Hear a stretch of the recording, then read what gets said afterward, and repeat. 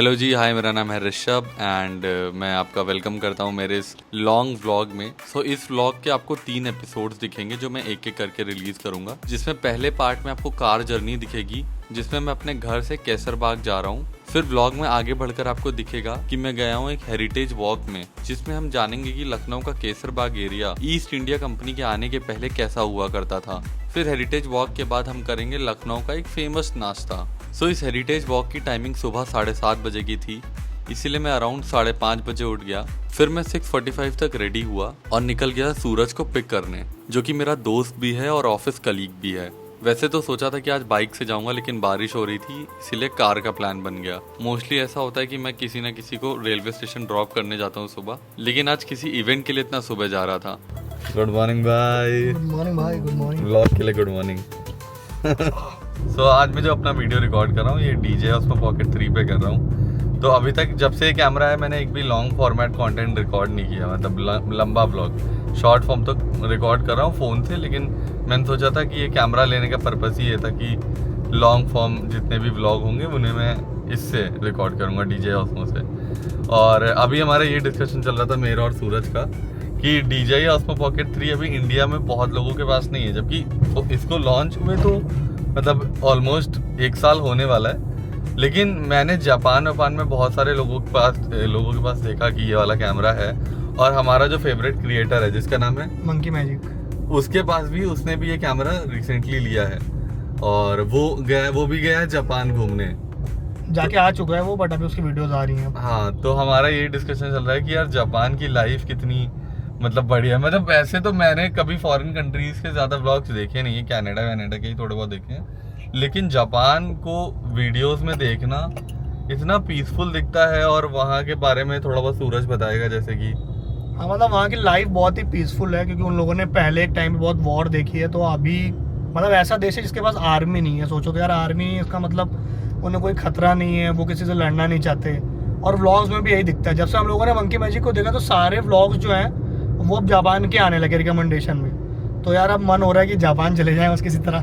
हाँ, मतलब जितने सारे मेरे पास भी क्या है, क्योंकि मैं मंकी मैजिक से पहले, क्योंकि मंकी मैजिक के जापान जाने से पहले ये DJI के इस कैमरे के रिव्यूज देख रहा था, तो जापान में बहुत सारे लोगों ने लिया और बहुत सारे जो इंडियन है जो जापान में जाके सेटल्ड है उन्होंने लिया।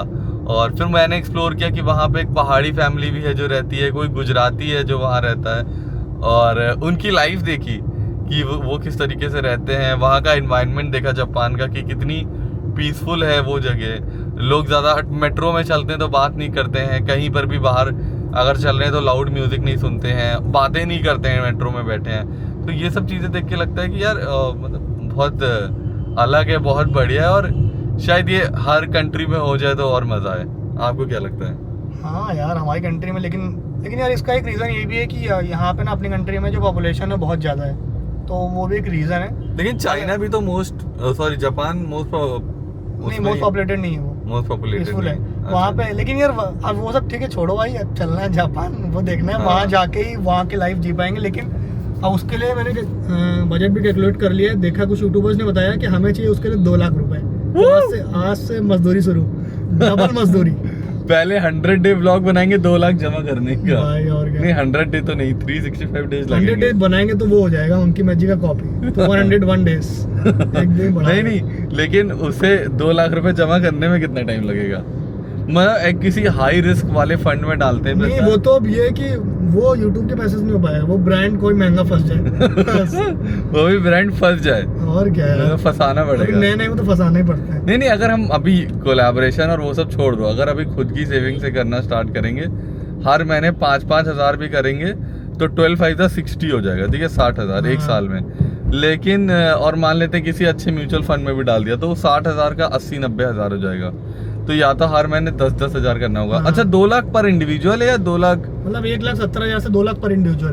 पर इंडिविजुअल। लेकिन वैसे उसमें जो बंदे गए वो अपने अपने उतार दिया अकेले का। अब 2 लोग अगर जाएंगे तो थोड़ा बहुत मैनेज तो कर ही लेंगे। हाँ, मतलब उस हिसाब से। हाँ। लेकिन वही मान के जो फिर भी 3-3.5 लाख, 1.5 लाख रुपए चाहिए मतलब पर पर्सन। 1.5 लाख पर पर्सन, 3 लाख रुपए चाहिए।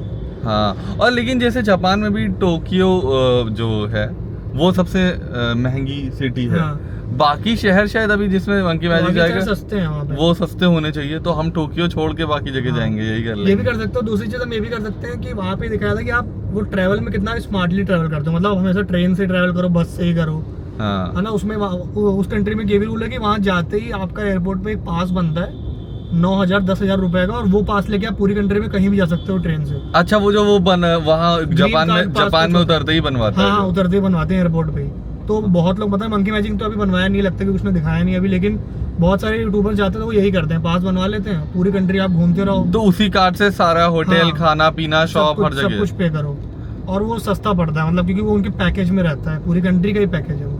बाकी अब हम बात करते हैं कि मतलब जापान की बात हो गई, अब इंडिया पे आ जाते हैं, लखनऊ में आ जाते हैं। भाई। कि हमारा प्लान था, मतलब आज हमारा प्लान बना केसरबाग जाने का, क्योंकि मैंने कुछ दिन पहले इंस्टाग्राम पे एक स्टोरी देखी थी जहाँ पर एक हेरिटेज वॉक होने जा रही है लखनऊ के केसरबाग एरिया में, जहाँ पर एक कोई डॉक्टर श्रुति करके, मैं श्रुति मिश्रा, हाँ। श्रुति मिश्रा, मैं उनसे मिला नहीं हूँ, बट मैंने जब इंस्टाग्राम पे देखा तो मैंने उनसे कांटेक्ट किया, तो पता चला कि एक हिस्टोरिकल टाइप की हेरिटेज वॉक होगी जहाँ पर हम केसरबाग एरिया में जाएंगे और देखेंगे कि ये नवाबों के टाइम पर कैसा हुआ करता था और अब क्या फर्क आ गया है। उन्होंने मुझे कॉल पे ये भी बताया कि अब तो पुराना केसरबाग रह ही नहीं गया, जो जैसे पहले होता था बिल्कुल भी वैसा नहीं रह गया, सब कुछ टूट गया है। तो वही सारी चीजें जानेंगे।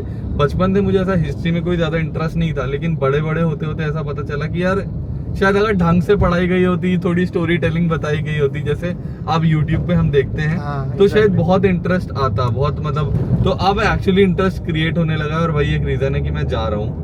सूरज, आप भाई मैं तो यार, मतलब मैं सुबह सुबह 7 बजे आज पता नहीं कितने सालों बाद, पता नहीं 10,000 20,000 सालों बाद उठाऊंगा भाई, वरना मैं भाई 10 बजे उठने वाला बंदा। लेकिन इसको मैंने बताया कि ऐसा ऐसा हो रहा है, तो हाँ। इसका तो हिस्ट्री में थोड़ा इंटरेस्ट भी है।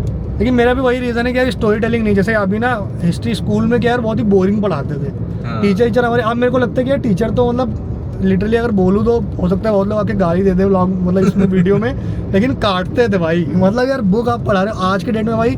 अभी जैसे रिसेंटली मैं एक यूट्यूबर का देख रहा था, मंगोलिया का व्लॉग, हाँ। तो उस बंदे ने मंगोलिया के व्लॉग में अपने मतलब 7-8 एपिसोड ने पूरी हिस्ट्री बता दी मंगोलिया की, और इतनी अच्छे से बताई है कि आप देख भी रहे हो, मतलब ठीक है वो एक एक्स्ट्रा है कि देखने को ही मिल रहा है सीन, हाँ। लेकिन फिर भी यार हिस्ट्री तो हिस्ट्री है, उसमें अभी करंट सीन देख रहे हो वो ऐसा बता रहा है, वो सब चीजें टीचर्स तो यार नहीं कर पाते थे, या फिर हमें अच्छा टीचर नहीं मिला वैसा। हाँ, ये कह अब सकते मैं तो अपने स्कूल लाइफ की बात बताऊं कि मतलब मैं एक टाइम आ गया था स्कूल में, जब मैं खुद से ट्राई करता था कि यार मतलब जैसे स्कूल में नहीं समझ आ रहा है, ट्यूशन में इतना भी नहीं पढ़ाएंगे, ट्यूशन में मेनली क्वेश्चन आंसर याद करने को बोल देते थे, हाँ, वो रटना नहीं होता चैप्टर था। नहीं समझाते थे। हाँ। मेरी जो ट्यूशन टीचर थी, तो मैं एक तरीके से परेशान हो गया था, तो मैं मम्मी से कहता था कि मम्मी ऐसा करते हैं, एनसीईआरटी जो है हिस्ट्री की उसकी हिंदी ले आता हूँ, क्योंकि हाँ। इंग्लिश समझ नहीं आती है, क्योंकि और एक तो हिस्ट्री और एक तो इंग्लिश और नहीं समझ आ रही।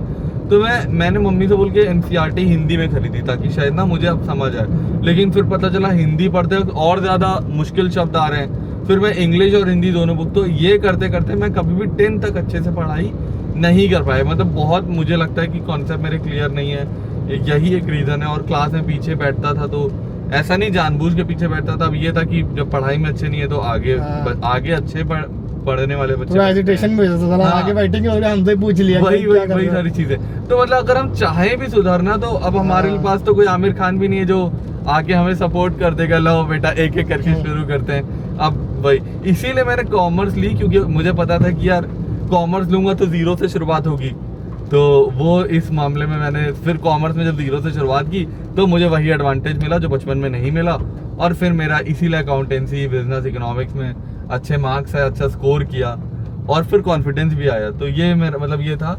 तो हाँ, हम इसी पे थे कि मतलब ये एक रीज़न था कि हिस्ट्री पहले नहीं पसंद थी, अब धीरे धीरे पसंद आने लगी। लेकिन स्टिल बताऊँ तो हिस्ट्री जब भी सुनता हूँ तो बहुत कन्फ्यूजन क्रिएट होता है, क्योंकि इतनी बड़ी हिस्ट्री है, कभी लगता है पीछे का कुछ हाँ। नहीं पता है, कभी लगता है आगे का कुछ नहीं पता है, थोड़ा बीच का पता है, तो वो एक रहता है। मतलब यार डेट्स तो देखो अभी भी याद नहीं होती, मतलब जैसे मैं अभी मंगोलिया का बता रहा था, तो वहाँ के उस बंदे ने डेट्स बताई कि इस डेट पे ये हुआ, जब चंगेज खान आया ये हुआ, वो हाँ। तो वो डेट नहीं याद है बट कहानी याद हो गई। हाँ। मेरा भी स्कूल में भी ये था कि जैसे कुछ टीचर मेरे ऐसे थे, एक जुनैद सर करके थे, मेरे को अभी याद भी आ गया, तो वो जब भी आते थे तो कोई बुक नहीं खुलवाते थे, वो कहते थे वो बस बेंच पे बैठ जाते थे, वो बच्चों की बेंच पे, और कहानी सुनाने लगते थे, कहानी बताते थे कैसे क्या हुआ। हाँ। तो उनकी क्लास बेस्ट लगती थी कि यार ये बंदा कहानी सुना रहा है, बचपन से अपनी स्टोरी में इंटरेस्ट था, तो उतना मज़ा आता था कि यार कहानियाँ सुनो, हिस्ट्री की जानो।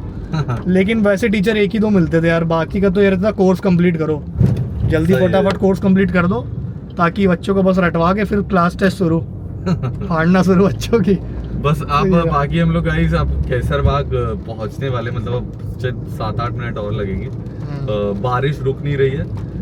एक डिसएडवांटेज है इस कैमरे का कि ये बारिश में हम नहीं निकाल सकते थे, मतलब बाकी सब चीज़ों में बढ़िया है लेकिन ये वाटर रेजिस्टेंट नहीं है। तो अभी ये करना पड़ेगा कि अगर बारिश कंटिन्यू रहेगी तो मैं आईफोन से ब्लॉग कंटिन्यू करूँगा, और शायद इसी वजह से आपको क्वालिटी में थोड़ा डिफरेंस भी पता चले। लेकिन आईफोन से ही रिकॉर्ड कर रहा हूँ तब भी आना नहीं चाहिए, बट थोड़ा बहुत तो पता चलेगा कैमरे और फ़ोन का डिफरेंस। सो अब केसरबाग पहुँचते हैं और वहाँ पे ब्लॉग कंटिन्यू करते हैं।